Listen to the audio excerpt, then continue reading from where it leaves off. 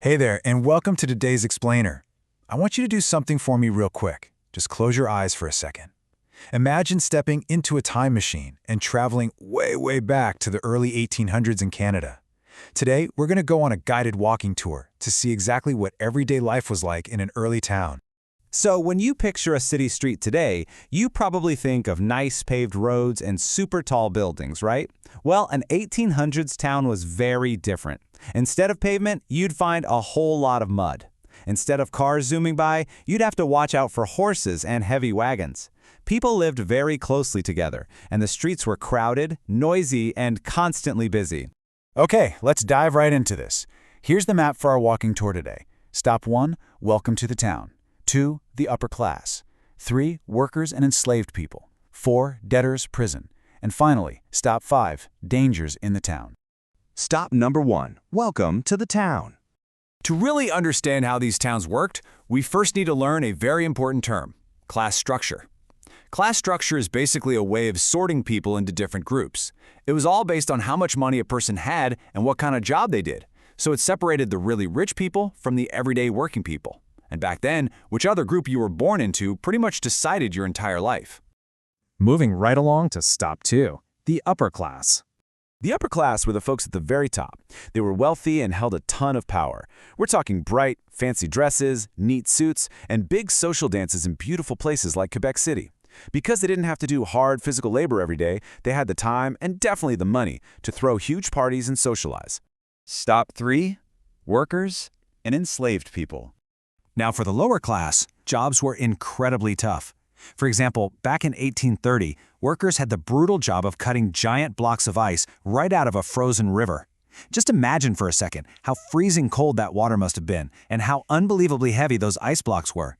They did this exhausting physical work all day long just to earn enough pennies to buy basic food.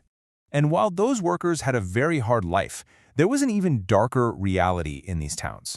Between 1671 and 1833, about 4,200 people were enslaved in early Canada.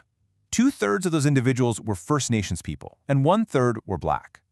Enslaved people were treated completely as property. That means owners could buy them, sell them, or even pass them down to their children as if they were objects instead of actual human beings. There's actually a real advertisement from a Canadian newspaper in 1801 where someone put out an ad saying they wanted to buy a young boy, just 12 or 14 years old. Really think about how it would feel to know that people could just put an ad in the local paper to buy a human being. It's incredibly sad, but it is an absolutely crucial part of history that we must remember. Thankfully, things did eventually change. In the year 1833, Britain finally banned slavery. And because Canada was controlled by Britain at that time, this meant slavery finally became illegal in these towns as well. Okay, on to stop 4, debtors, prison. In the early 1800s, if you borrowed money and just couldn't pay it back, bankers could literally throw you into a real prison. Imagine walking toward a heavy, rusty iron door. Imagine it clanking shut right behind you, locking you inside the dark, simply because you were too poor to pay back a few dollars. It must have been completely terrifying.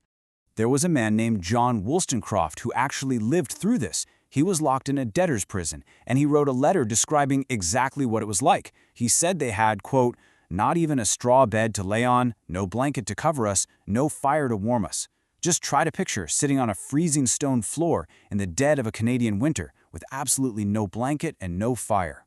So back in the 1800s, owing a little money meant you went to a freezing jail right alongside actual murderers and thieves. Today, the law is very different. If you owe money today, a court might make you give up some of your belongings or maybe take a little bit of money out of your paycheck, but they absolutely do not lock you in a jail cell. And now for our final stop, number 5, dangers in the town. Living squished together like that brought massive dangers. In fact, there were 2 huge threats you faced every single day. Number 1, fire. Houses were made entirely of wood and built right up against each other. Number 2, sickness. You see, there was no garbage collection back then, and dirty drinking water easily spread some really deadly diseases.